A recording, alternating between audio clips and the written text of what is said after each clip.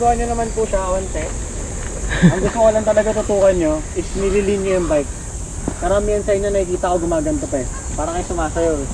Ginagano na kayo.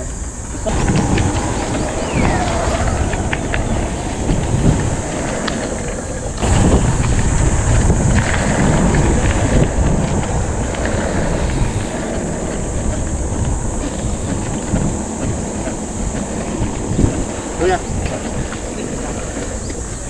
nakakalimutan mong bantayan. Hindi mo napapansin na dito na yung tuhod mo. Okay. So heel down. Pero ang ganda dito, ganda, perfect. Ito lang ang bantayan mo. Kasi Okay. ang tendency niyan pag in-apply mo ngayon sa berm yan, front heavy ka, OTB ka na. Okay. So heel down.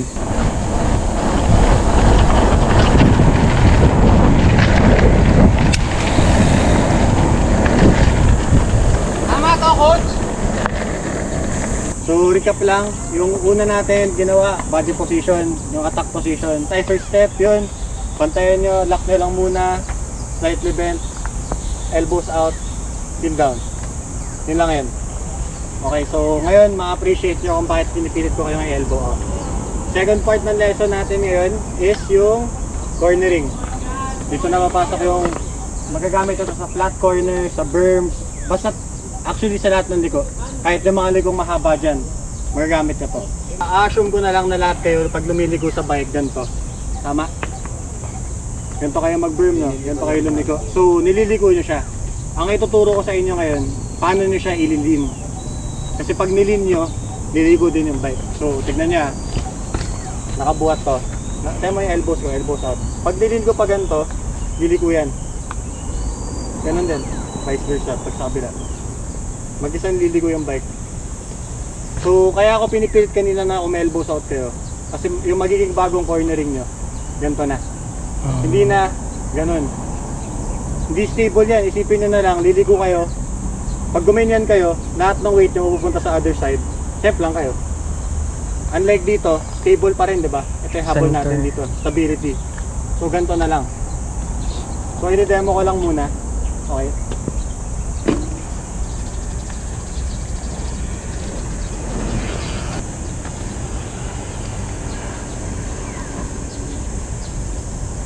Kung mapansin nyo, yung tinuro kong attack position kanina, tapos diba sabi ko wag nyo rin ipitin.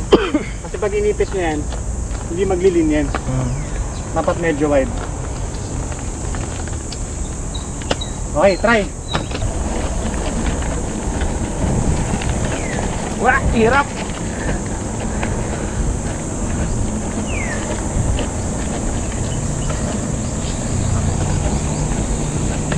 Kuya!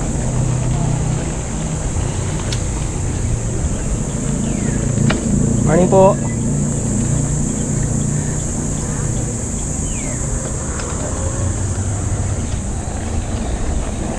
Hirap na.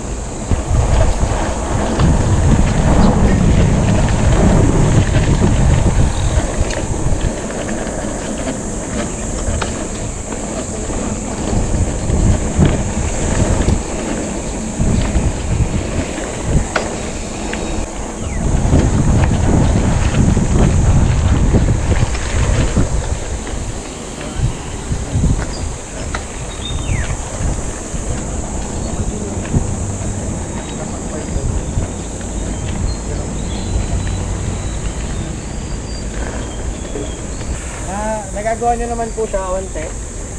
Ang gusto ko lang talaga tutukan nyo is nililin nyo yung bike. Karamihan sa inyo nakikita ko gumaganto pa eh. Parang kayo sumasayaw eh. Ginagano na kayo.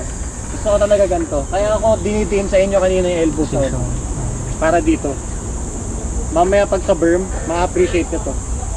Kasi technically dito, di ba nililin natin yung bike? So ina-angle natin yung bike. Ina-angulate natin siya para sa isang liko. Tapos huwag kayo matakot na na baka dumulas. Kaya kayo may side knobs. Sa drill na to, doon natin siya magagamit. Okay? Plus, nasa tamang position tayo. 'Di ba? Sabi ko kanina, pag nasa attack position kayo, evenly distributed kayo sa bike. So hindi talaga. Hindi kayo dudulas, hindi kayo semplang or anything. Unless pinush nyo masyado. So yun, gitna. Tapos, imbes na gantong liko, i-box nyo elbow, tulak-tulak.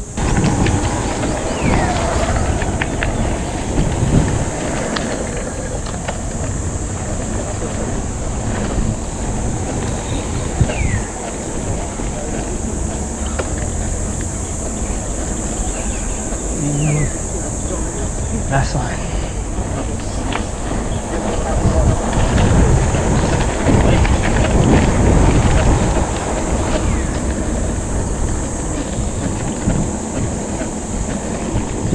Kuya, Thank you. nakakalimutan mong bantayan. Hindi mo napapansin na dito na yung tuhod mo. Okay. So heel down. Pero ang ganda dito, ganda, perfect. Ito lang ang bantayan mo. Kasi Okay. ang tendency niyan pag in-apply mo ngayon sa berm yan, front heavy ka, OTB ka na dito. Okay. So heel down. Okay. Huwag mong baguhin to, okay to. Thank you, thank you.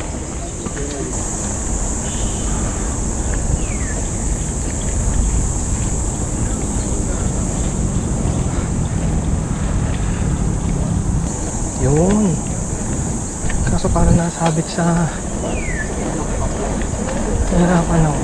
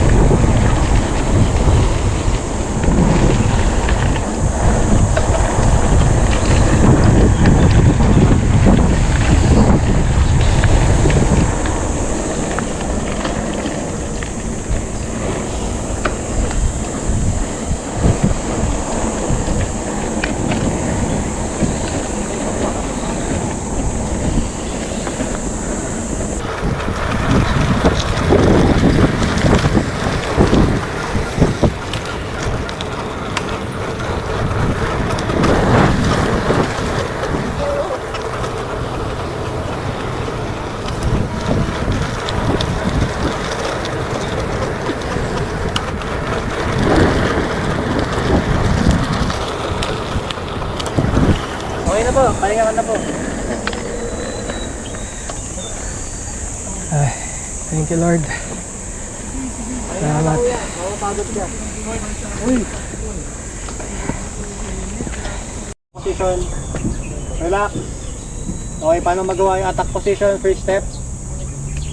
First step, paano magawa yung attack position? Straight, second. Second step. Hindi, slightly bent ng tuhod. Tama. Okay. Pangatlo, arm. Okay. So ano yung magiging cheat code nyo para pumantay agad sa bike? Heel down. Heel down. Okay.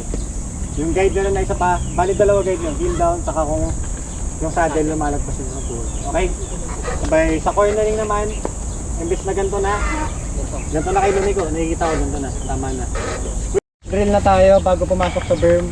Nakuha nyo naman yung bagong cornering. Recap lang natin. So para magawa na siya, dapat naka-attack position. Sabay imbis na ganon, swing na tayo. Okay? So papracticein nyo lang yun ng papracticein. Pero okay naman, nakuha nyo naman halos lahat.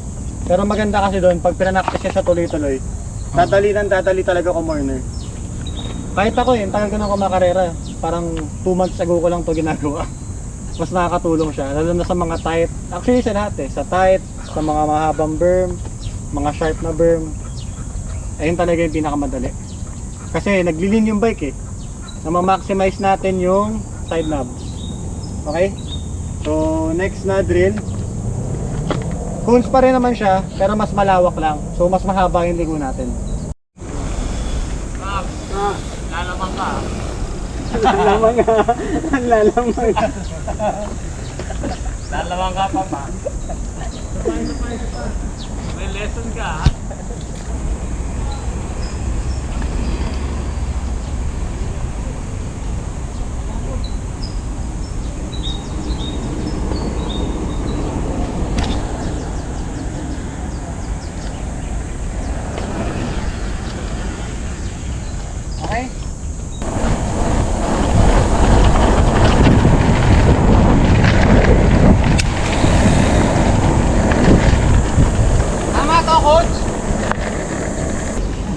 napapaangat na tayo.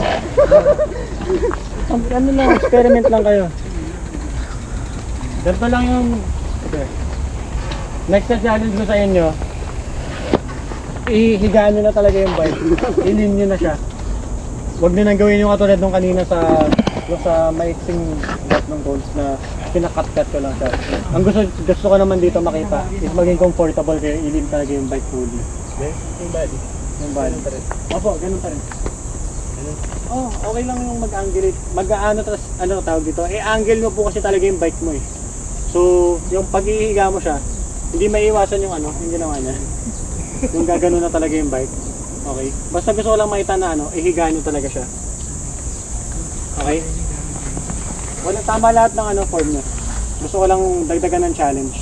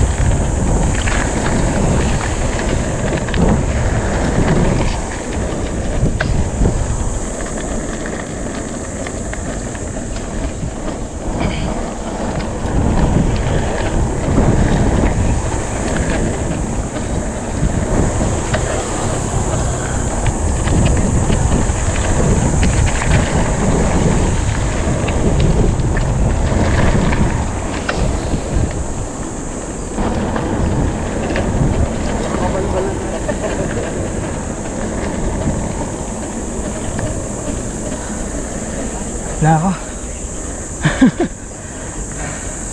Tapos napansin niyo rin, 'di ba? Pag malapit yung mga cones, minimal lang ang effort, hindi siya naglilin masyado. Tapos pag malayo na, doon na kayo maglilin talaga.